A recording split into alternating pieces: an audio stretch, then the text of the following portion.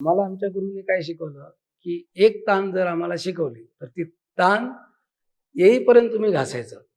मग त्याला 1 दिवस लागो, 2 दिवस, 8 दिवस, महिना किंवा एखादा आलाप, तो अतिशय सुरात येईपर्यंत तुम्ही त्याचा ध्यास सोडायचा नाही.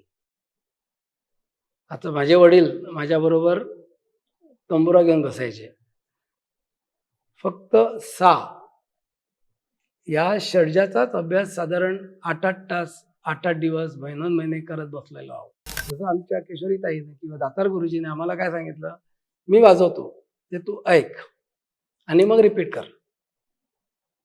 ताई पण तशाच करायच्या. फक्त फरक असा असायचा, की दातार गुरुजी त्यांनी वाजवलं आणि मी वाजवायला जर चुकलं, तर ते पुढे जायचे. "येईल तुला नंतर," असं म्हणून ते पुढे जायचे. ताई, ते का नाही वाजलं? असंच वाजलं पाहिजे. ते 10 वेळा गाऊन दाखवायच्या. मी 10 वेळा ते प्रयत्न करायचो. जेव्हा आलं, तेव्हा मग म्हणायच्या, "हां, आता आलं ना बरोबर? हे असं पाहिजे." असा तो एक अशा पद्धतीनं आम्हाला ट्रेन केलेलं आहे किंवा अशा पद्धतीत आम्ही विद्या ग्रहण केलेली आहे. ते सुराला कमी झालं की नाही, नाही, हे बरोबर नाही. नाही, परत आलं. मग तो एक पॅटर्न दिलेला, ग रे ग रे सा रे, प ग प ग रे ग, ध प ध प ग प. हे वाजून, वाजून, वाजून, वाजून ती तुझी स्वतःची अशी बनव. पौर्णिमा ॲक्चुअली आमच्यासाठी एकदम अ, म्हणजे मजेचा दिवस असायचा.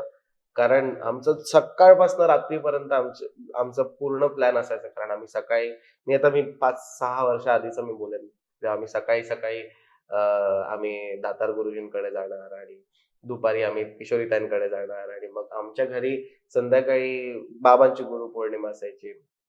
जिथे म्हणजे सगळे जुने विद्यार्थी जे शिकतात, नाही शिकत ॲट धिस पॉइंट, ते पण गुरुपौर्णिमेच्या दिवशी येतात आणि आम्ही सगळे आमचं व्हायोलिन बाहेर काढतो, मजा करतो, त्यांची पूजा करतो. मेन म्हणजे मी दुसऱ्या अँगलनी बोलतोय म्हणजे आमची uh, the amount of gratitude and gratefulness that we have for our guru is always going to be there. पण त्या दिवशी ती एक मजा असते, की आम्हाला आज गुरूंची पूजा करायची आहे आणि सेम तसंच आम्ही सगळे शिष्य काय म्हणतात गुरुबंधू, गुरुभगिनी सगळे येतात. आम्ही गुरूंसमोर अ, आमची कला सादर करतो आणि कलापेक्षा त्यांनी जे शिकवलंय, ते आम्हाला जे काही थोडंफार येतंय हे त्यांच्यासमोर दाखवायचं किंवा अरुण काकांकडे आम्ही सकाळी-सकाळी जातो आणि त्यांना एक भेट द्यायची, श्रीफळ, हार घालून त्यांना नमस्कार करायचा, साष्टांग प्रणाम करायचा. हे आमचं एक गुरुपौर्णिमा अशी असायची. नमस्कार, मी मुकुल आव्हाड आणि कॅमेऱ्यावर आहेत साक्षात सावंत आणि सेजल जाधव. महा एमटीबीच्या विशेष मुलाखतीमध्ये आपल्या सगळ्यांचं मनपूर्वक स्वागत. भारतीय ज्ञान परंपरेचा आपण ज्या वेळेला विचार करतो त्यावेळेला असं लक्षात येतं की ह्या ज्ञान परंपरेने मागच्या अनेक शतकांचा प्रवास केलेला आहे आणि त्यानंतर आज आपल्याला आपल्या भारतीय ज्ञानाचं संचित अनुभवायला मिळतं, ते पुढच्या पिढीपर्यंत आपण पोहोचवू शकतो. आपल्याला असं लक्षात येईल की ही जी सगळी ज्ञान परंपरा वेगवेगळ्या कला शाखेतली होती, ती गुरुकुल पद्धती आणि गुरु शिष्य परंपरेच्या माध्यमातून पुढे आली आणि त्याच अनुषंगाने आज आपल्याला कलेच्या बाबतीत असेल, साहित्याच्या बाबतीत असेल, संस्कृतीच्या बाबतीत असेल, वेगवेगळ्या गोष्टींचा अनुभव मिळाला. याचं एक महत्त्वाचं कारण असं सुद्धा आहे की ही जी गुरु शिष्य परंपरा होती, हे एक अत्यंत वेगळं नातं होतं आणि या नात्याच्या माध्यमातून एक आपल्याला लक्षात ठेवण्यासारखी गोष्ट अशी आहे की ज्या वेळेला एक गुरु विद्यार्थी घडवतो, त्यावेळेला केवळ तो एक व्यक्ती किंवा विद्यार्थी घडवत नसतो, तर एका राष्ट्राची पायाभरणी होत असते.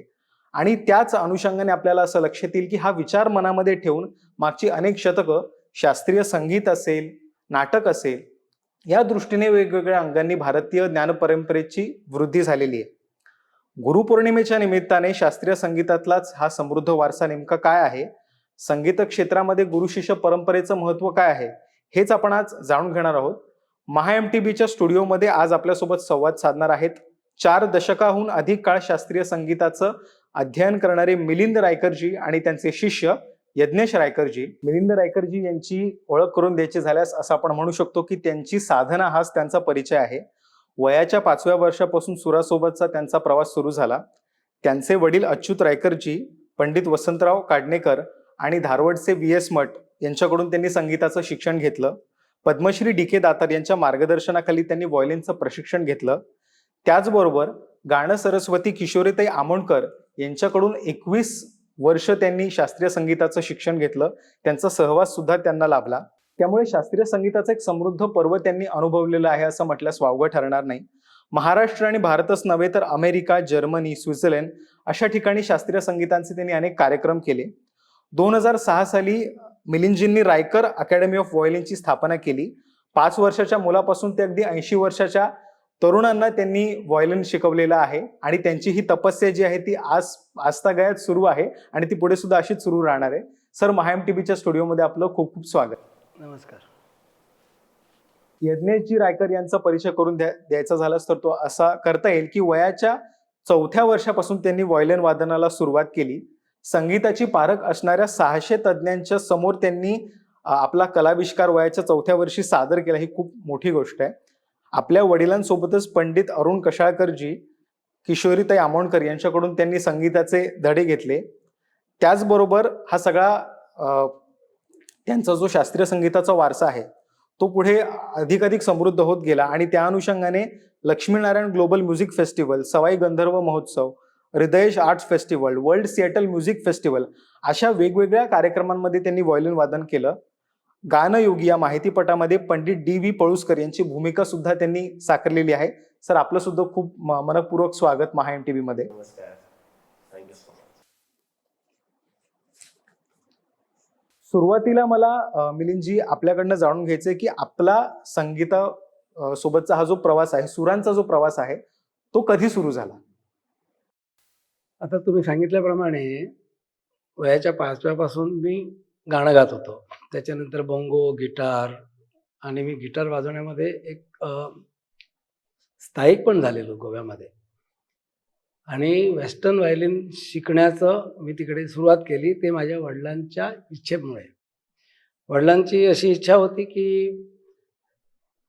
हिंदुस्थानी शास्त्रीय संगीत वाजवणारे आणि ते पण व्हायोलिन वाजवणारे फार कमी लोक आहेत, तर मी त्याच्यातलं एक चांगला व्हायोलिन वादक व्हावा म्हणून त्यांनी माझ्याकडनं गिटार सोडवलं आणि व्हायोलिनकडे मला वळवलं. तिकडे गोव्यामध्ये तेव्हा हिंदुस्थानी शिकवणारे नव्हते, त्यामुळे मी वेस्टर्न शिकलो आणि 5-6 वर्षे वेस्टर्न शिकल्यानंतर कला अकादमीमध्ये मला स्कॉलरशिप दिली आणि ती स्कॉलरशिप घेऊन मी मुंबईत आलो. ते पंडित बबनराव हळदणकर, पंडित प्रभाकर कारेकर यांच्या सल्ल्याने की तू मुंबईला पंडित D.K. दातारांकडे जर शिकलास तर ते तुला फायद्याचे होईल आणि ते खरोखरच त्यांचे शब्द खरे ठरले. त्याच्यानंतर मग किशोरीताईनं मला ॲक्सेप्ट केलं, हे माझं भाग्य. आणि याच्यामध्ये एका टप्प्यानंतर आपल्याला असा सूर गवसतो की आपण वेगवेगळ्या दिशेने आपण समृद्ध होत जातो, वेगवेगळ्या लोकांना भेटतो. तर तो जो पुढचा कलाकार म्हणून प्रवास होता तो कसा होता? तो वेगळे अनुभव येत गेले. पण मी त्याच्यापेक्षा अगोदर हे सांगेन की गुरुकडे आपण जेव्हा शिकायला जातो तेव्हा असं म्हणतात की आपलं सगळं डोक्यात असलेलं सगळे विद्या बाजूला ठेवून जायचं, म्हणजे मडकं रिकामी करून जायचं, म्हणजे तुम्हाला नवीन त्याच्यामध्ये विद्या घेता येईल. या उद्देशाने मी जेव्हा गोव्यावरून मुंबईत आलो तेव्हा पंडित B.S. मठ गुरुजीने जे काय शिकवलेलं ते मला विसरावं लागलं. त्याच्यामध्ये वाजवण्याची पद्धत वेगळी होती, व्हायोलिनची ट्युनिंग करण्याची पद्धत वेगळी होती, बोईंगची पद्धत वेगळी होती. ती सगळी मला नवीनरित्या शिकावं लागलं. आणि पंडित D.K. दातार गुरुजीने एवढ्या प्रेमाने आम्हाला शिकवलं की ते कळत न कळत त्याच्यामध्ये आम्ही पण वाहत गेलो. आता मला यज्ञेशजींकडे यायचंय की संगीताचा हा वारसा आपल्याला लाभला आणि आपण अगदी वयाच्या 4थ्या वर्षापासून व्हायोलिन वादनाला सुरुवात केली. तर त्या अनुषंगाने पुढे कळत्या वयामध्ये आपण हा मार्ग कसा निवडला, कसं ठरवलं की आपल्याला व्हायोलिन वादन करायचं आहे? खरं सांगायचं म्हणजे लहान असताना मला वाटत नाही मला व्हायोलिनिस्ट व्हायचं होतं, किंवा मी असं म्हणू शकेन की मला एक संगीतकार किंवा म्युझिशियन व्हायचं होतं हे नक्की होतं, पण मला व्हायोलिनिस्टच व्हायचं हे लहानपणी मला माहित नव्हतं. पण बाबांबरोबर मी नेहमीच साथ करायचं होतं. मी बाबा म्हणू की पंडितजी म्हणू, दोन्ही म्हणू शकतो, पण आज मी बाबा म्हणतो. त्यांच्याबरोबर मी नेहमीच साथ करायचो. ॲज अ शिष्य किंवा त्यांचा त्यांना साथ करण्यासाठी मी कार्यक्रमात जायचो, टूर करायचो आणि त्यांना जेवढा प्रेम ऑडियन्सकडनं मिळायचा, त्याच्यापेक्षा जास्त लाड आणि काय म्हणतात, सगळे माझं गाल वगैरे खिचायचे किंवा मला अ, काही काही लोक त्यावेळी बक्षीस म्हणून ₹10, ₹5, ₹50 वगैरे द्यायचे. हे बघून मला खूप आवडायला लागलं, की अच्छा मी काहीतरी करतोय आणि मला ह्याचं म्हणजे इन रिटर्न मला हे मिळतंय. त्यावेळी कार्यक्रम करून तुम्हाला नाव मिळतं किंवा तुम्ही तुमच्या संगीताला वरती आणताय, हे रिस्पॉन्सिबिलिटी त्यावेळी नव्हती. पण लहानपणी हे बघून मला त्याचं इन्स्पिरेशन किंवा I was motivated by that आणि त्यामुळे मला वाटतं मी थोडासा मनात विचार केला, की अच्छा मला व्हायोलिनिस्ट व्हायचंय. पण जसं-जसं वय वाढलं किंवा जसे-जसे कार्यक्रम करायला सुरुवात केली, त्यांच्याबरोबर करायचोच, पण ज्यावेळी सोलो कार्यक्रम करायला सुरुवात केली, त्याच्यानंतर काही वर्षानंतर रिस्पॉन्सिबिलिटी माझी आणि वाढली किंवा त्यांनी जे मला शिकवलंय किंवा माझ्या इतर गुरूंनी मला जे शिकवलंय, ते मला लोकांपर्यंत पोहोचवायचं आहे आणि चांगलं संगीत पोहोचवायचं आहे आणि ह्याच्यात शास्त्रीय संगीताला without making harm to the music मला जर ते चांगल्यापैकी पोहोचवायचं आहे, तर ती रिस्पॉन्सिबिलिटी माझ्यावरती वाढली. म्हणून मला वाटतं the seriousness of becoming into a musician also increased. म्हणजे त्यात इट्स अ प्रोसेस. म्हणजे ते मला वाटत नाही पहिल्या दिवसापासून मला असं होतं, की अच्छा मी कलाकार होईल. पण the the root started like this. अगदीच. आता शास्त्रीय संगीताच्या अनुषंगानेच मला पुढचा प्रश्न मिलिंदजींना असा विचारायचा आहे, की गुरु शिष्य परंपरा शास्त्रीय संगीतामधली, त्याच्याविषयी आम्हाला जाणून घ्यायला आवडेल, की तिने कशा रीतीने एक इतका समृद्ध वारसा आपल्यासमोर उभा केला. हो. आता यज्ञेशने जे काय सांगितलं तिकडनं सुरुवात करतो. त्याला कदाचित माहिती नव्हतं, म्हणजे लहानपणी कुणालाच माहिती नसतं की आपण कोण बनायचं. पण मी ठरवलेलं की त्याला व्हायोलिनिस्ट बनवणार आणि त्याची ट्रेनिंग मी 1.5 वर्षापासूनच सुरू केलेली. कदाचित त्याला ते लक्षात नसेल. त्याला मी त्या खेळापासून वंचित केलेलं. त्याला मी तेव्हा लहानपणी असताना 10 मिनिटं वाजव, मग रेस्ट घे, परत 15 मिनिटं वाजव, रेस्ट घे, असं करत ती ट्रेनिंग सुरू केलेली. आणि हीच ट्रेनिंग आम्ही सगळ्या विद्यार्थ्यांना शिकवतो. आम्हाला आमच्या गुरूंनी काय शिकवलं, की एक तान जर आम्हाला शिकवली, तर ती तान येईपर्यंत तुम्ही घासायचं. मग त्याला 1 दिवस लागो, 2 दिवस, 8 दिवस, महिना किंवा एखादा आलाप, तो अतिशय सुरात येईपर्यंत तुम्ही त्याचा ध्यास सोडायचा नाही. आता माझे वडील माझ्याबरोबर तंबुरा घेऊन बसायचे. फक्त सा या षड्जाचाच अभ्यास साधारण 8-8 तास, 8-8 दिवस, महिने करत बसलेलो आहोत. म्हणजे मी अभ्यास तसा केला.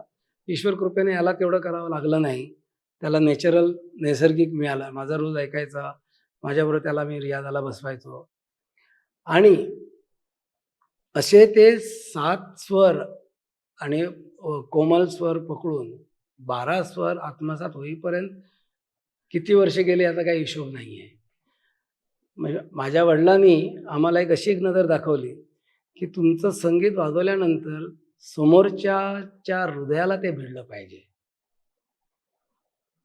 आणि त्यासाठी तसा रियाज करणं हे प्राप्य होतं. बऱ्याच वेळा मी रियाज म्हणजे आता मी तेव्हा काय मला वाटतं 15 वर्षाचा होतो. रियाज करताना जरा थोडंसं फार बेसूर झालं, की थोडंसं फास्ट वाजवायला लागलो ना, की वडील याच्याने बोवला हात पकडायचे. म्हणायचे, आपल्याला फास्ट नको आहे, स्लो वाजवायचं आहे, स्वरात वाजवायचं आहे. हेच माझ्याकडनं करून घेतलं. त्यामुळे ती दिशा मला मिळाली. त्या दिशेनुसार मी माझ्या विद्यार्थ्यांना शिकवतो. आणि आता याच्यामध्ये आपला एक अनुभव कसा राहिलेला आहे, की हे सगळं संचित आपण ज्या वेळेला पुढच्या पिढीला देतो, ही परंपरा आपण म्हणतो की एका अर्थाने पास ऑन करतोय, तर त्याचा अनुभव कसा असतो तो एक शिक्षक म्हणून? 20 वर्षाच्या काळामध्ये फरक पडलेला आहे. 20 वर्षापूर्वी जे कोण माझ्याकडे व्हायोलिन शिकायला यायचे, 20-25 वर्षापूर्वी, त्यांना रियाजाला बसवलं की ते 8-8 तास रियाजाला बसायचे. 8-8 दिवस माझ्या घरी. एक तर ही विद्या जी आहे ना मुळात गुरुग्रही राहून शिकायची, असं एक ती प्रथा होती. अजूनही काही ठिकाणी गुरुग्रही राहून मुलं शिकतात. माझ्याकडे पण मी प्रयत्न केला, पण मला तसा योग्य अजून विद्यार्थी मिळाला नाही. 6-6 वर्षे राहिलेत माझ्याकडे, पण त्यांच्या प्रपंचामुळे त्यांना आई-वडिलांच्या कुठचीतरी रिस्पॉन्सिबिलिटीमुळे त्यांना ते सोडून जावं लागलं. माझ्याकडनं प्रयत्न सतत चालू आहे आणि अजूनपर्यंत चालू आहे.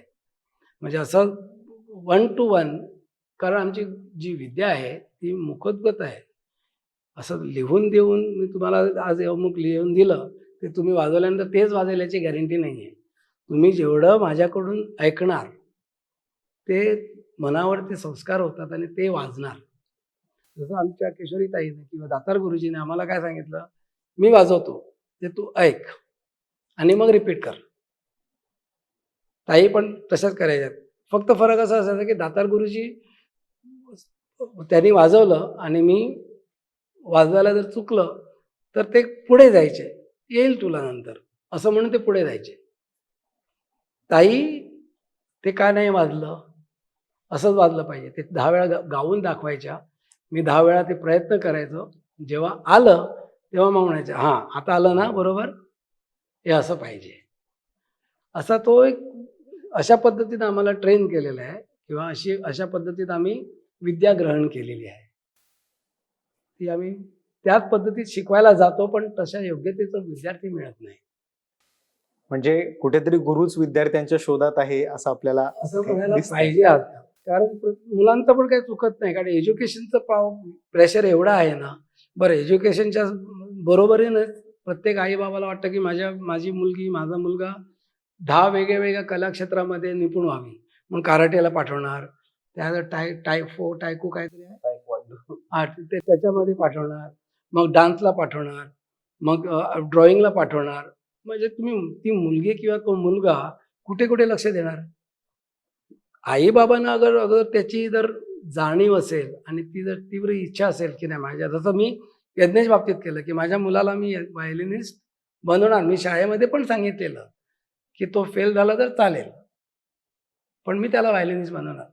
त्याच्या सगळ्या गोष्टी मी बाजूला ठेवलेल्या आणि तीच गोष्ट करण्याची ज्या पालकांची इच्छा असेल, तो मुलगा त्याच्यामध्ये पुढे जाईल, एवढं नक्की. किंवा तुम्ही जसं म्हटलं की गुरूंना शिष्याची गरज असते किंवा the way you put it, त्याच्या मागचं हे आहे की शिष्याला किती गुरूंकडनं शिकायचं किंवा मला काय बनायचं हे जर शिष्याला माहित नाही किंवा इफ आय एम अनश्युअर की मला काय करायचंय, मला फक्त अच्छा मी एक आठवड्यातनं एक दिवस येऊन तुमच्याकडनं शिकून जाणार असेल, तर ते नाही होणार. तुम्हाला ते शिष्याला खूप आतून हे पाहिजे की मला हे करायचंय, मी रोज करणार आणि मी आठवड्यातनं 2 दिवस येऊ दे, महिन्यातनं 1 दिवस येऊ दे, पण मी बाकीचे जे 29 दिवस असतात त्या दिवसात मी त्याचं काय बद्दल करतो, त्यांनी मला शिकवलंय किंवा मी 10 लोकांचं ऐकून किंवा माझ्या गुरूंचे बाकीचे रेकॉर्डिंग ऐकून मी काय करू शकतो, हे करणारे शिष्य आता नाही आहेत.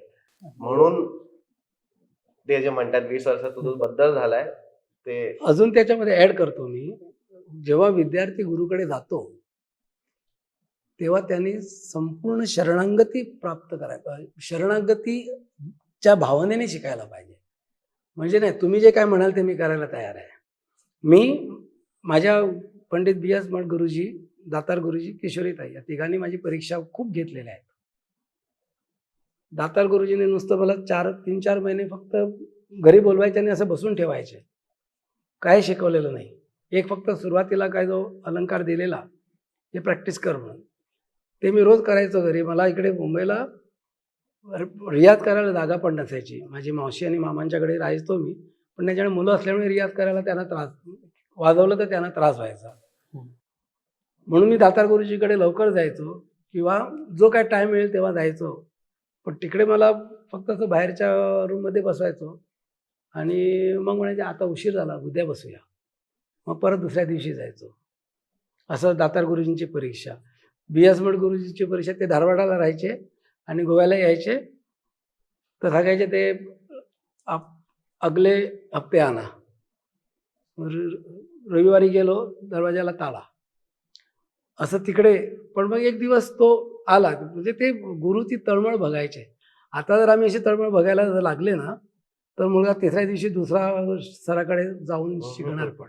कारण त्यांना हे माहिती नसेल की माझ्याकडनं त्यांना काय मिळणार आणि XYZ कडून काय मिळणार. अगदीच. आमच्याकडनं म्हणजे मला या गोष्टीचा अभिमान आहे की किशोरीताईने आणि दातार गुरुजीने मला एवढ्या प्रेमाने शिकवलेलं आहे की त्यांनी शिकवलेल्या गोष्टी माझ्या हातात वाचतात. तो त्यांचा जो वारसा आहे तो मी पुढे घेऊन जाऊ शकतो, प्रोव्हायडेड माझे विद्यार्थी तसे मला कोणी भेटले तर. अगदीच. आता याच्यामध्ये एक दोन गोष्टी असतात. एक तर नैसर्गिक प्रतिभा आणि दुसऱ्या बाजूला त्या प्रतिभेवर काम करणारं एक प्रशिक्षण. यांचा समन्वय किती महत्वाचा आहे, तो कशा रीतीने एखाद्या संगीतकाराला घडवतो? आता मॉडर्न टाईमचं याला जास्त माहिती असेल. प्रतिभा पाहिजे.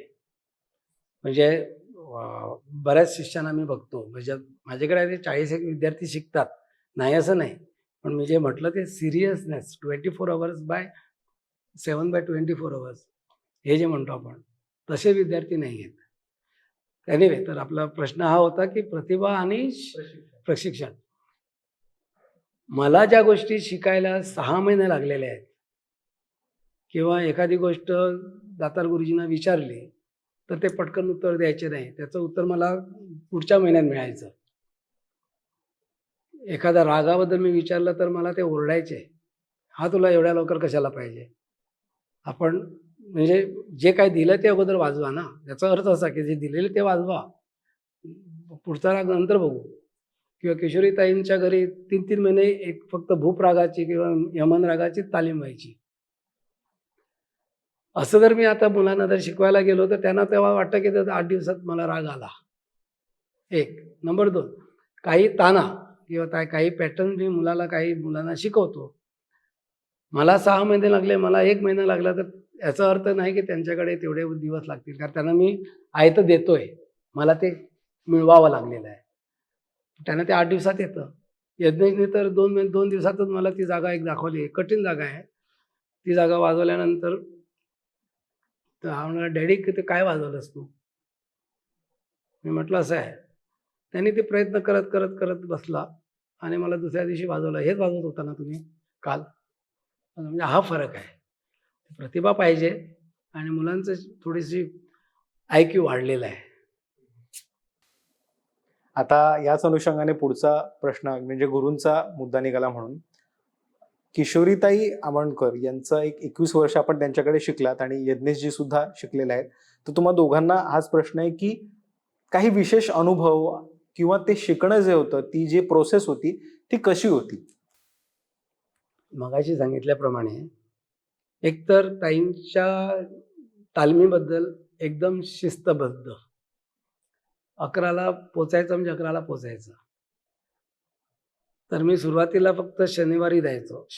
मग शनिवार आणि रविवार झाला. मग शनिवार संध्याकाळी, रविवार सकाळी, रविवार संध्याकाळ असं झालं. मग शनिवार सकाळ, शनिवार संध्याकाळ असे दिवस सकाळ संध्याकाळ झाले. आणि जेव्हा त्यांना असं वाटलं की माझी आता तयारी त्यांच्याबरोबर स्टेजवरती त्यांच्याबरोबर साथसंगत करण्याची झालेली आहे, तेव्हा काय म्हणायचे, "तू माझ्यावर वाजवणार असेल तर तू इकडे रोज यायला पाहिजे." मग मी सकाळी आणि संध्याकाळी असं रोज जायचो 8-8 दिवस. त्याच्यामध्ये एखाद दिवस जर खंड पडला तर त्यांना राग यायचा. ते कशाला जायचं? आणि बरं, किती वेळा असं झालेलं आहे की मी त्यांना सांगूनच जायचो की उद्या मी येणार नाही. संध्याकाळी मला म्हणजे सकाळचं सेशन केलं नाही, संध्याकाळी गेलं, "सकाळी का नाही आला रे?" असं मला ओरडायच्या. हा झाला त्यांच्या शिस्तबद्धतीतला. दुसरं, बऱ्याच वेळा असं म्हणायच्या की मी तुला 3 वेळा गाऊन दाखवणार. त्या 3 वेळा ते तू नीट ऐकायचं आणि ते तू वाजवायचं. मी नवीन-नवीन होतो. 3 वेळा काय, त्यांनी 50 वेळा गायल्या तरी ते कळणं कठीण होतं. आणि अजूनपर्यंत काही गोष्टी त्यांच्या गातात ते कशा गातात ते कळत नाही. आता रेकॉर्ड ऐकतो तेव्हा. त्यावेळी मला नंदिनी आणि रघुनंदन पणशीकर या दोघांनी मदत केलेली आहे, की त्यांचं ते सिम्प्लिफाय करून दाखवायचे. हा हा हा,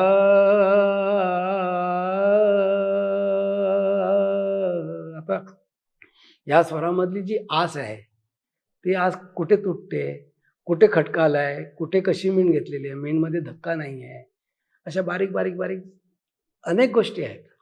त्याच्यातले एक किस्सा सांगतो तुम्हाला. एक दिवस संध्याकाळी त्यांच्याकडे गेलेलो मी आणि त्यांना कुठेतरी मला वाटतं पुण्याला ललत पंचम गायचा होता. ललत पंचम गाण्याअगोदर ललत माहिती पाहिजे.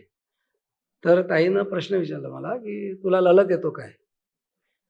तर आम्हाला कितीही, मलाच नाही, जगातल्या कुठच्याही कलाकाराला किती जरी राग आले तर त्यांच्यासमोर हो म्हणण्याची हिंमत होणार की नाही मला माहीत नाही. कारण हो म्हटलं की ते काहीतरी तुम्हाला परत गुगली टाकणार. तर मी म्हटलं मला येतो असं सांगत नाही, पण मी जे काय शिकलो ते तुम्हाला वाजवून दाखवतो. म्हणून मी ललतचे काही सूर वाजवले.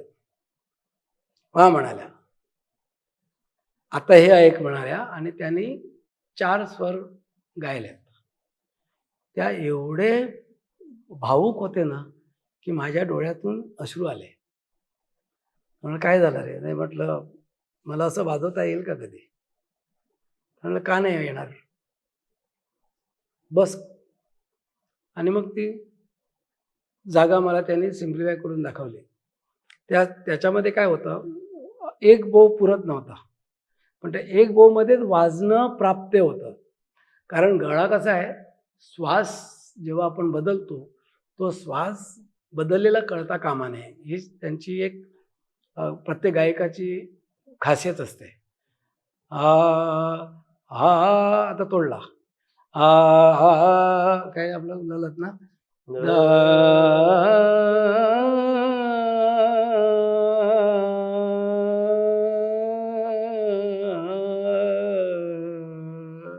मला दम तेवढा नाही आहे, पण ही जी जागा आहे ती अख्ख्या ह्याच्यावरती ती वाजली पाहिजे. तर माझं ते तुटत होतं. बरं, कधी बो बरोबर आला तर स्वर येत नव्हते, स्वर आणि बो बरोबर झाला तर ती मीण बरोबर येत नव्हती, अशा गोष्टी व्हायच्या. आणि असं करून ते ताईंचं पेशन्स बघा तुम्ही. त्या अशा बसलेल्या, मी असं खाली बसलेलो आणि ती वाजवतोय. आणि आता बो कशाला तुटला तुझा, तो मीण कशाला चुकली, तो धक्का का दिला, स्वर बेसूर का झाला, एकदम 100% लक्ष ठेव. म्हणजे या 5 गोष्टी लक्षात ठेवून वाजवणं, वाजवता वाजवता वाजवता वाजवता प्रॅक्टिस. आता तिकडचे मी ताईनं म्हटलं मी रियाज करून येतो घरी, नाही म्हणाले आता का आलो. हे महत्वाचं आहे. म्हणजे गुरु शिष्याला कसं तयार करतो, आणि ते मला वाटतं एक 15, 20, 25 मिनिटाच्या नंतर ते ॲप्रोप्रिएट त्यांना पाहिजे तसं आलं. तेव्हा पटकन म्हणाला, आलं ना आता 500 वेळा वाजव. आणि ते वाजवता वाजवता म्हणाले, वाजव हां, मी जरा जाते आतमध्ये. मग त्याच्यानंतर त्या आतमध्ये किचनमध्ये दुसऱ्या रूममध्ये गेल्या. पण ते 500 वेळा वाजत होतो याची त्यांनी काळजी हे घेतलं, बरोबर निरीक्षण केलं. चुकलो की तिकडनं तो जरा मध्यम बघा, ती मीण बघा, असं करत करत करत ते करून गेलं. आणि मग जाताना म्हणाल्या, 1000 वेळा घोटायचं आहे. एक साधारण आमच्या वडिलांनी आणि सगळ्या गुरूंनी सांगितलं की एक तान, एक पॅटर्न, एक फ्रेज. माझे वडील मला म्हणायचे की एक फ्रेज ती 100 वेळा वाजव, 200 वेळा वाजव, 500 वेळा वाजव, आणि ती तुझी म्हणून पेश कर. भूपरागामध्ये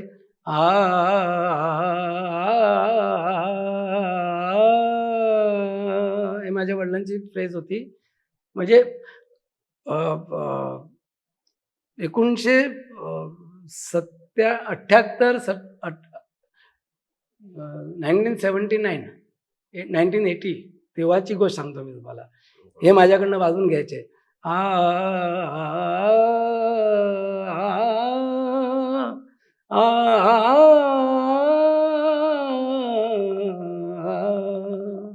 हे वाजून घ्यायचे. तर ते सुराला कमी झालं की नाही हे बरोबर नाही, नाही परत आलं. मग तो एक पॅटर्न दिलेला, ग रे सारे प ग रे ग धप धप ग प, हे वाजून वाजून वाजून वाजून ती तुझी स्वतःची अशी बनव. किशोरीताईंना म्हणजे तुम्ही त्यांच्याकडनं हे सगळं शिक्षण घेतलं आणि बहुतांशी प्रेक्षक वर्ग जो आहे तो त्यांना एक दुरून त्यांनी ऐकलेलं असतं. तर त्या रंगमंचावरती गाणं सादर करणाऱ्या किशोरीताई आणि एक प्रशिक्षक म्हणून तुम्हाला जेव्हा त्या शिकवत होत्या, याच्यातला फरक काय होता, याच्यातलं वेगळेपण काय होतं? जमीन आसमानचा फरक होता. किशोरीताई या नेहमी प्रयोगशील होत्या. काल गायलेला आज तसा आम्ही राग कधी ऐकला नाही. घरी सुद्धा एक एक रागाची तालीम 3-3 महिने चालायची आणि अमुक प्रोग्राम आला म्हटल्यानंतर त्यांना ते दडपण यायचं. त्याची ती जबाबदारीने तो परफॉर्मन्स कसा चांगला होईल याच्याकडे त्यांचं लक्ष होतं आणि ते आम्ही जवळून पाहिल्यामुळे ती आम्हालाही सवय लागली. मला माझा मुलगा विचारतो ना कधी, एवढं काय टेन्शन घेता तुम्ही वाजवायचं? आता समजा पुढच्या महिन्यात कार्यक्रम आहे, माझी तयारी ऑलरेडी झाली सुरू. काय एवढं करायचं ते? 8 दिवस प्रॅक्टिस करायची, 2 दिवस प्रॅक्टिस करायची, वाजवायचं असं यांचं म्हणणं असतं. पण ते तसं नाही. तो जर तुमच्या आत्म्यापर्यंत पोचायला पाहिजे तर तुम्हाला तेवढा वेळ तो राग तुमच्यापर्यंत आलाच पाहिजे. काय म्हणतात, तुम्हाला प्रसन्न व्हायलाच पाहिजे. माझे वडील म्हणायचे आणि ते मी आता अनुभवलेलं आहे, की एक राग म्हणजे एक समुंदर. त्या रागाची पूजा करणं, त्या स्वराची पूजा करणं, त्या स्वराची आराधना करणं, एवढं करून तुम्हाला तो त्या स्वराने जर दर्शन दिलं, मी इकडे आहे, तर ते आमचं सक्सेस. आणि काय होतं, गुरूंच्या सहवासात राहून मग सगळेच गुरु आले. तुम्ही भरपूर गोष्टी शिकू शकता आणि मी शिकलेलो आहे. गुरु कसे चालतात, गुरु कसे बोलतात, गुरु जरी तुम्हाला एक सांगत असेल तर त्यांच्या मनात काहीतरी वेगळं चाललेलं असतं. तो विषय पटकन तोडून, अरे परवाच्या दिवशी तो गंधा लागलेला किती छान लागायला, असं म्हटलं म्हणजे ते कुठेतरी मनात संगीतच चाललेलं असतं. या सगळ्या गोष्टी, त्यांचं वागणूक, त्यांचे कसे बसतात, मैफिलमध्ये कसे पेश करतात, रागदारी परफॉर्म करत असताना काय काय निवडावं, काय काय कट करावं, हे सगळ्या गोष्टी त्यांच्याकडनं शिकायला मिळतं. आणि हीच परंपरा मला वाटतं आहे. हो. मला आता यज्ञेशजींकडे यायचंय की तुमचा अनुभव कसा होता? आपण किशोरीताईंकडनं काय शिकलात? मी शिकलोय असं मी म्हणणं खरं चुकीचं आहे. कारण त्यांच्याकडे शिकता तर तुम्हाला एक त्यांच्याकडे किंवा कुठल्याही गुरुकडे तुम्ही शिकता तर तो एक तपाचा रियाज किंवा त्यांच्याकडे शिक्षण हवा. पण मी असं म्हणेल की मला त्यांचा आशीर्वाद आणि गायडन्स दिलं. आणि मेन ह्याच्या मागचा सगळ्यात मेन मुद्दा हा होता की बाबा किशोरीताईंकडे शिकायचे म्हणून मला ताईंकडे लगेच जायची संधी मिळाली. आणि त्यांच्याकडे जाण्याचं म्हणजे सगळ्यात मला जेवढं आठवतं, बाबांचा एक खूप सुप्रसिद्ध अल्बम होता गुरुवंदना म्हणून, जो टाइम्स म्युझिकने रिलीज केला होता, which was a tribute to किशोरीताई आमोणकर. आणि त्यावेळी बाबा आणि ताईंकडे त्यांचं जाणं होत होतं. ही साधारण 2013-14ची गोष्ट असेल. आणि त्यावेळी बाबांचं त्यांच्याकडे रागेश्री आणि बसंती केदार ह्या रागांचे तालीम सुरू होतं. आणि ताई त्यांना असंच म्हणून गेले की उद्या येताना यज्ञेशला घेऊन ये, असं. म्हणजे ते एवढं सहज झालं ते. तर मी ताईंकडे जेव्हा पोहोचलो तेव्हा स्पष्ट, म्हणजे खरं सांगायचं तर आपल्याला ती किती मोठी व्यक्तिमत्व आहे हे माहित होतं. कारण मी बाबांना बघायचो त्यांच्याबरोबर, की त्यांच्या कार्यक्रमाला जायचो, त्यांच्याबद्दल ऐकायचो आणि लहानपणापासून ऐकत आलोय. पण ती व्यक्तिमत्व किती मोठी आहे हे त्या वयात मला कदाचित एवढं माहित नसेल, किंवा मला आणि त्यांनी एवढं प्रेम केलं किंवा मला कधी ओरडल्या नाही म्हणून मला त्याचं काय म्हणतात, त्यांची भीती एवढी नव्हती. पण त्यांच्याकडे शिकण्यासारखं एवढं काय होतं, आणि मेन म्हणजे मला बोलायला आवडेल की ताईंकडे मी जेव्हा जायचो तेव्हा मला ओरडा कदाचित कमी पडायचा. कारण बाबांनी ताईंकडे एवढं शिकलंय आणि मी बाबांकडे ऑलरेडी त्याची तालीम घेऊन ताईंकडे जात होतो. म्हणून मला प्रत्येक गोष्टी, अच्छा तू कारण माझा ऑलरेडी स्लो होता किंवा ऑलरेडी मी तीच मींड वाजवायचो जी बाबा शिकले होते. आणि मी बाबांकडे ते शिकून तिथे गेल्यामुळे मला ओरडा पडला नाही. आणि त्यांनी शिकवलेले राग मला सहजच कळत होते किंवा त्यांनी शिकवलेली जागा मला सहजच कळत होती. एवढं सांगेल की मी त्यांच्याकडे जायचो तेव्हा माझी सुरुवातीचे काही दिवस सोडले तर पुढचे काही दिवस माझी पॅन्ट घामाने ओली व्हायची. कारण नंतर कळलं मला की अरे मी कोणाकडे जातोय आणि मी काय शिकतोय आणि त्याच्या मागचा काय म्हणतात म्हणजे किती मोठी गोष्ट आहे ती मला नंतर कळायला लागली. पण मी साधारण 13, 14, 15, 16, 17 4 ते 4.5 वर्ष मी त्यांच्याकडे रेग्युलरली नव्हतो, पण मी त्यांच्याकडे जायचो अधूनमधून. त्यांच्याबरोबर मी आणि त्यांची नात तेजू अमोणकर आम्ही एकत्र त्यांच्याकडे रियाज करायला असायचो. कधी-कधी नंदिनी ताई पण असायच्या, बाबा असायचे आणि माझा म्हणजे सहवास असं सांगायला मी तसा खूपच लहान आहे. पण जेव्हा मी कोणाला सांगतो, की मला ताईंचा सहवास लाभला, अ, तर मला लोकं खूप आदराने बघतात, की मला त्यांच्याकडे शिकायला मिळालं की आणि बाबांकडे शिकायला मिळालं. ते खूप मोठी गोष्ट आहे. आणि ताईंबद्दल मी बोलतोय, बाबांबद्दल बोलतोय, तसंच पंडित अरुण कशाळकरांकडे मला जेव्हा शिकायला मिळालं किंवा डॉक्टर एल. सुब्रमण्यमांकडे मला शिकायची संधी मिळाली. तुम्ही एवढ्या गुरूंकडे शिकताय, खरं आधीच्या काळात असं नव्हतं, की तुम्ही एकाकडे शिकताय तर तुम्ही एकाचकडे शिकायचे किंवा तुम्ही त्याच घराण्याला फॉलो करून तुम्ही तुमचं काम करायचं. पण बाबांचं विजन असं होतं, की त्यांना पाहिजे होतं, की मी सगळे म्युझिकचे ॲस्पेक्ट्स करावे. म्हणून हिंदुस्थानी आणि कर्नाटिक क्षेत्रात पण जयपूर घराणा, ग्वालियर, आग्रा घराणा, दातार साहेबांचं ग्वालियर घराणा, अरुण काकांचं आग्रा घराणा आणि डॉक्टर सुब्रमण्यमांचं कर्नाटक. कर्नाटक.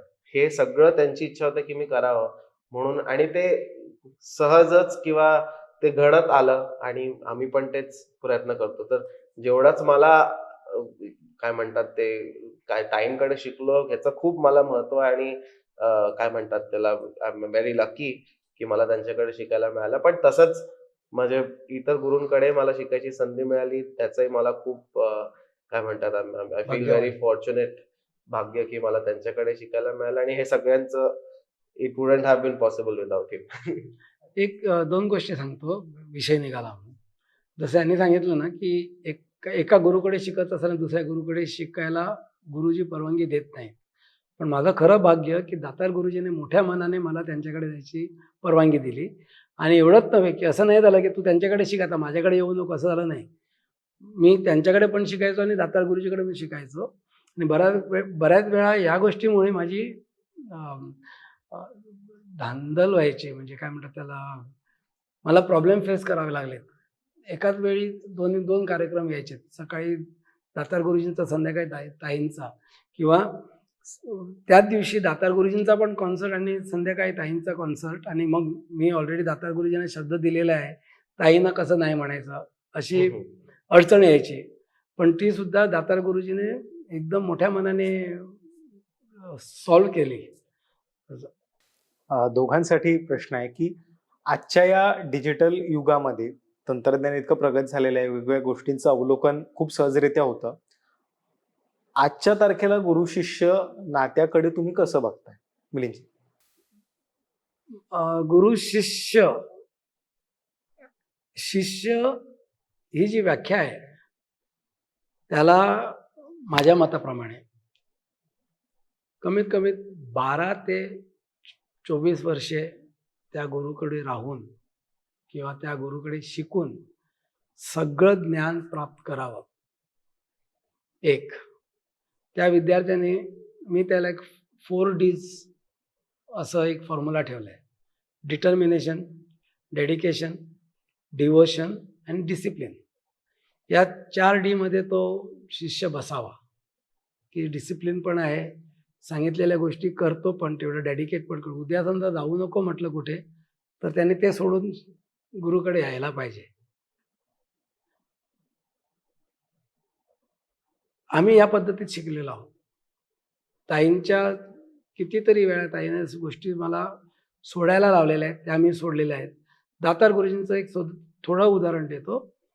लहानसं पण ते मोठं. माझ्या भावाचं लग्न होतं गोव्याला आणि मी 15-20 दिवस, भाऊ म्हणाला एक 8 दिवस मदत करायला ये नॅचरली. तर मी 15-20 दिवसापासून विनंती करत होतो, की मी गोव्याला जाऊ का? भावाचं लग्न आहे. तर ते प्रत्येक वेळा तो विषय टाळायचा आणि पुढचं काहीतरी बोलायचे. असं करत लग्नाची तारीख 24 की 26 डिसेंबर होती. मला 24 तारखेला तुझ्या भावाचं लग्न होतं ना रे? मी म्हटलं हो. कधी आहे? मी म्हटलं परवा आहे. मग जा ना. म्हटलं मी तुम्हाला मागे विचारलं. नाही आता जा आणि लवकर ये. म्हणजे लवकर ये. मी गेलो लग्न ॲटेंड म्हणजे मी पाहुण्यासारखा गेलो तिकडे. म्हणजे मला लाज वाटते सांगायला. कारण माझ्या त्या भावाने माझ्यासाठी खूप केलेलं आहे. तो भाऊ होता म्हणून मी आज कलाकार घडलोय. तर भाऊ होता इन द सेन्स भावाचा सपोर्ट पाठिंबा होता म्हणून मी कलाकार झालो. तर त्याच्या लग्नाला मी असा गेलोय. लग्न केलंय. दुसऱ्या दिवशी ते सगळं काय करायचं ते केलं आणि परत मुंबईला आलो. तर ही तळमळ आणि ही जिद्द त्या विद्यार्थ्यांकडे असावी. मग तो शिष्य होतो. गुरुच्या जे काही शिकवलेलं आहे ते त्याच्यापर्यंत पोचणं आणि त्याच्यानंतर मग त्यांनी 2-3 वेगळे गुरु केले तर हरकत नाही. नंबर 1. आजकालची मुलं YouTubeला काहीतरी ऐकतात आणि येऊन वाजवून मला दाखवतात की हे बघा मी हे शिकलो. ते एका दृष्टीने टॅलेंट या दृष्टीने ठीक आहे. पण ॲज अ स्टुडंट ते योग्य नाही असं मला वाटतं. अर्थात त्यांनी विजन मोठं ठेवावं, सगळ्यांचं ऐकावं, पण जोपर्यंत गुरुने शिकवलेल्या गोष्टी जोपर्यंत आत्मसात होत नाही, तोपर्यंत त्यांनी ते करू नये. जसं मी सुरुवातीला सांगितलं की गुरुकडे जाताना संपूर्ण सरेंडर वृत्तीने तिकडे जावं. नक्कीच. हे निश्चित. अच्छा, सेम होतं. आता मला वाटतं त्यांनी जे सांगितलंय त्याला सपोर्ट ठेवून मी थोडंसं कॉन्ट्राडिक्टरी पण बोलू शकेन. कारण because of the generation gap. आता आधी बोलल्याप्रमाणे आता तसे स्टुडंट्स नाही आहेत. ह्याचं एक सरळ उत्तर आहे. मी आहे असं म्हणणार नाही किंवा त्यांनी जी जिद्द ठेवली शिकण्याची ही माझी पण नसेल. हे पण मी स्वतःहून सांगेन की ते जे विचार घेऊन मुंबईला आले किंवा ते जी जिद्द घेऊन इथे आले ते त्यांच्याकडे होतं. आणि आजच्या काळात जेव्हा डिस्ट्रॅक्शन्स एवढे अवेलेबल आहेत, it is very difficult to expect the same from someone from today's generation. पण गुरूंसाठी जो आदर असायला पाहिजे किंवा तुम्हाला शिकण्याची जी जिद्द आहे ती जिद्द असायलाच पाहिजे irrespective of all the distraction. ते ॲब्सेंट आहे. ती कंप्लेन आहे माझ्याकडे. मी ऍक्च्युली माझं शिक्षण सोडून मी स्वतः कार्यक्रम करतो, रेकॉर्डिंग्स करतो, शूट्स करतो. ह्याच्यामध्ये मला खूप शिकवण्याची जास्त माझ्याकडे वेळ नसतात. माझ्याकडे बरेच स्टुडंट्स येतात की मला तुमच्याकडे शिकायचं आहे. पण मी त्यांना सरळ म्हणतो की एकतर माझ्याकडे वेळ नाही आहे आणि जर तुम्हाला शिकायचं तर if you are serious then I will be very happy to teach you. पण खूप कमी लोक आहेत ज्यांच्याकडे काय म्हणतात आपण ती भावना आहे की मी I am going to give everything to learn from you. आणि त्याच्यात नाही, त्याच्यामध्ये अजून एक पॉइंट असा आहे की आम्ही सुद्धा तू बाबा फक्त आता व्हायलिनच कर असं म्हणण्याची आता हिंमत ठेवत नाही. पूर्वी एकेकाळी व्हायलिनला खूप डिमांड होता. गझलला वाजवणं, तुमच्या लाईट म्युझिकला वाजवणं, नाट्यसंगीताला वाजवणं, पिक्चरमध्ये वाजवणं. पिक्चरमध्ये 40-40, 50-50 व्हायलिनिस्टला काम मिळायचं. ते आता व्हायलिन म्हणून जगणं ते करायची आता सांगण्याची हिंमत होत नाही. पण त्यांनी करावं आणि एक छोटीशी नोकरी घ्यावी. कुठेतरी आपण एक समन्वय या माध्यमातून आपल्याला बघायला मिळालं. म्हणजे त्याच्या मागचे जर तुमच्याकडे उद्देश आहे की तुम्हाला हे करायची जर जिद आहे तर तुमचं होऊ शकतं. मी असं नाही म्हणणार नाही. जसं त्यांनी म्हटल्याप्रमाणे तसे सेम व्हायलिनला ऑपॉर्च्युनिटीज कदाचित नसतील, पण संगीताला घेऊन तुम्ही भरपूर काय काय करू शकता. हे त्यांनीच मला शिकवलेलं आहे. कारण मी पण 100 गोष्टी करतोय, फक्त ऑन अ डिफरंट लेवल आपण असं म्हणू शकतो. पण जर माझ्याकडे स्टुडंट्स येतात तर ते माझ्याकडे पण they are expecting to learn the same from me. आणि मला द्यायची वृत्ती आहे. पण जर मला स्टुडंट्स कडनं जर ते if I don't reciprocate the same energy, मी सरळ नाही म्हणतो त्यांना. आणि कारण युट्यूब वरती आहे, तुम्ही आता तसं शिकू शकता. तर तुम्ही welcome to learn from stuff like that. आणि मला तसं पेशन्स आहे विद्यार्थ्याकडून करून घ्यायची. माझ्याकडे मनीषा आहे. मला असं वाटतं की थोडक्यात सांगू का, माझ्या सारखाच मला शिष्य पाहिजे, हम्म. ते करून बसणारा, ते घेऊन बसणारा. आणि हा सगळ्या व्हेरायटी म्युझिक फील्डमध्ये आहे. ते एका दृष्टीने माझं स्वप्न तो पूर्ण करतो. कारण मला ते करायचं होतं. माझ्या वडिलांनी मला ते करू दिलं नाही. म्हणाले की शास्त्रीय संगीताला टिकून ठेवण्यासाठी तू एक मदत कर. पण हा ते कंप्लीट करतो हे मला बघून आता परवा त्यांनी अमेरिकेमध्ये जॅझ म्युझिक वाजवलं सगळ्या तिकडच्या आर्टिस्ट बरोबर, आणि I was happy about it. पण तो क्लासिकल पण त्याने तो बेज आहे तो सोडता कामा नये, एवढं त्याच्याकडून अपेक्षा आहे. आणि क्लासिकल म्युझिक येणाऱ्या विद्यार्थ्यांनी पुढे कंटिन्यू करणं हे विद्यार्थ्याकडून आम्ही अपेक्षा करतो. शिष्य घडला तर ईश्वराची कृपा. आता या अनुषंगाने शेवटच्या प्रश्नाकडे वळतोय, दोघांसाठी असेल हा, की गुरुपौर्णिमा तुमच्यासाठी काय आहे? माझ्यासाठी तो एक अत्यंत महत्त्वाचा दिवस आहे. कारण ज्या गुरुमुळे मी घडलोय त्यांचं स्मरण रोज असतंच, पण त्या गुरुपौर्णिमेच्या निमित्ताने एक 10 मिनिटे डोळे बंद करून त्या सगळ्या गुरूंचं स्मरण करणं याच्यासारखी अजून चांगली गोष्ट नाही आहे त्या दिवशी. आता मी तुम्हाला माझ्या बायोडेटामध्ये 6 गुरूंची नावं दिलेली आहे. त्यांच्याकडे असं बसून शिकलेलं आहे मी. पण याच्या व्यतिरिक्त अजून कितीतरी असे गुरु आहेत, जसे पंडित रमेश नाडकर्णी म्हणून त्यांच्याकडे जात होतो मी, त्यांच्याकडे शिकलेलो आहे. बबनराव अडणकरांकडे जायचो, प्रभाकर कारेकरांकडे जायचो, मग गोव्याला वसंतराव काटणेकर, आणि असे चालता फिरता म्हणजे त्यांच्या शिष्याकडे पण असं मी शिकलेलं आहे की बोलता बोलता अरे अमुक गोष्टी मला मिळालेली आहे, ती मी व्हायलिनमध्ये कसे वापरायचो. राजन साहेब यांचं ऐकून त्यांचं आत्मसात केलेलं आहे. पंडित अभिषेकी यांच्याकडनं जे काही ऐकलेलं आहे ते आत्मसात केलेलं आहे. असे जसं दत्तुगुरूंना 64 गुरु होते, तसे बोलता बोलता आजकाल यज्ञेश पण माझा गुरु होतो. बोलता बोलता तो काहीतरी असं वाजवतो किंवा काहीतरी सांगतो, अरे म्हटलं हे मला कधी दिसलं नाही आहे, ते आपण व्हायलिनमध्ये घ्यायचा प्रयत्न करतो. आणि एक असं आहे, ॲज अ गुरु तुम्ही जेवढं द्याल तेवढे तुम्हाला मिळत असतं. मग ते पैशाच्या दृष्टीने असो, कारण माझ्या अकॅडमीमध्ये मी पैसे फी घेतो, ती पण आजकाल घ्यायला लागलो. मी पूर्वी सर्वांना फुकट शिकवायचो. आजकाल आता लोन घेतलंय घरासाठी, म्हणून मला फी घेणं प्राप्त झालं आहे. तर काय काय सांगत होतो तुम्ही? तुम्हाला रिटर्न मध्ये हे मिळू शकतो. हां, म्हणजे मी 10 विद्यार्थ्यांना फुकट जर शिकवलेलं असेल, तर मला कोणतरी तिघे जण येतात आणि त्यांचे पैसे वसूल करून मला फी देतात. हे मी अनुभवलेलं आहे. त्यामुळे तुम्ही विद्या दान केलेलं कधी फुकट जात नाही. अगदीच. गिरीश, तुझा प्रश्न. गुरुपौर्णिमा आपल्यासाठी मी म्हणेल गुरुपौर्णिमा ऍक्च्युली आमच्यासाठी एकदम म्हणजे मजेचा दिवस असायचा.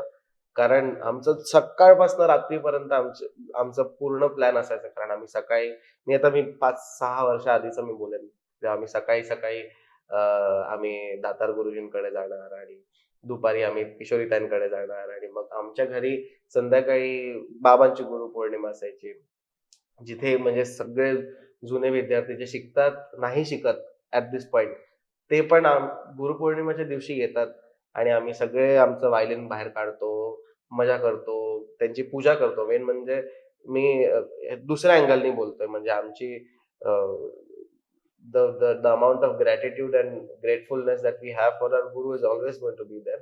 पण त्या दिवशी एक मजा असते की आम्हाला आज गुरूंची पूजा करायची आहे आणि सेम तसंच आम्ही सगळे शिष्य काय म्हणतात गुरुबंधू गुरु भगिनी सगळे येतात. आम्ही गुरूंसमोर आमची कला सादर करतो आणि कलापेक्षा त्यांनी जे शिकवलंय ते आम्हाला जे काय थोडंफार येत आहे हे त्यांच्या समोर दाखवायचं. किंवा अरुण काकांकडे आम्ही सकाळी सकाळी जातो आणि त्यांना एक भेट द्यायची, श्रीफळ हार घालून त्यांना नमस्कार करायचा, साष्टांग प्रणाम करायचा.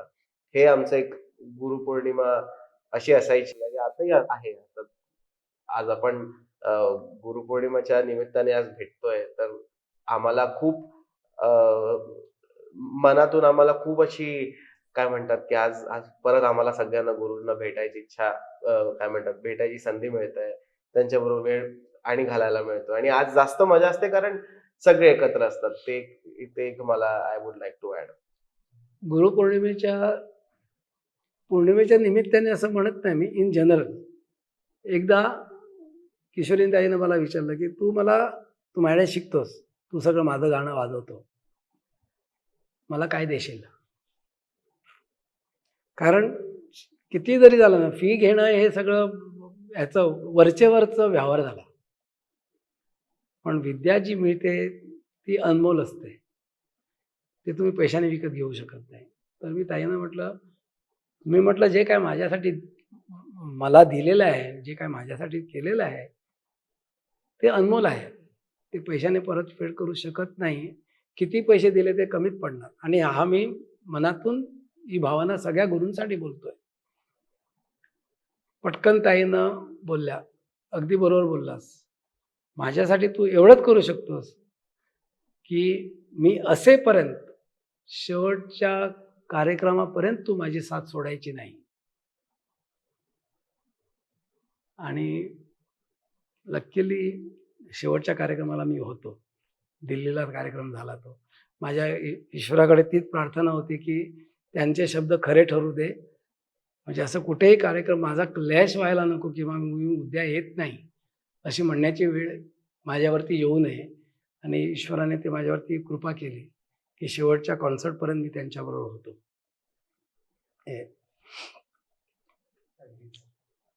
म्हणजे गुरु शिष्यांचं नातं कसं असतं आणि त्या अनुषंगाने इतक्या हृदयस्पर्शी आठवणी आज ऐकायला मिळाल्यात. अजून एक तसंच दातार गुरुजींचं शेवटी त्यांचं जेव्हा होतं ना की थोडं त्यांची स्मरणशक्ती खूप कमी झालेली. पण मला तिकडे होते त्या लोकांनी सांगितलं की आम्ही भेटायचो. मला एक छोटासा व्हिडिओ पण आहे की शेवटच्या दिवशी आम्ही त्यांना चाफ्याची फुलं दिलेली आहे. याने वायलिन वाजवलेलं आहे, मी वायलिन वाजवलं आहे. गोखले म्हणून एक होते आहेत पुण्याला, त्यांनी वायलिन वाजवलं. आणि ते म्हणे, अरे मिलिंद कुठे गेला, मिलिंद कुठे, असं 2-4 वेळा माझं नाव घेतलं त्याने. म्हणजे ही जी एक आमच्याकडनं जी काय सेवा झालेली आहे गुरूंसाठी, तसंच सेम स्टोरी आमच्या काडणेकर गुरूंची पण होती. शेवटची भेट झाली, मी आणि यज्ञेश भटिया राग वाजवला त्यांच्यासाठी, त्यांनी शिकवलं आम्हाला. That was the last. पण हे जे एक गुरु प्रेम आणि आमच्याकडून जे काय त्यांच्यासाठी झालेलं आहे, यासाठी मी ईश्वराचा ऋणी आहे आणि ईश्वराचा खूप आभारी आहे. अगदीच.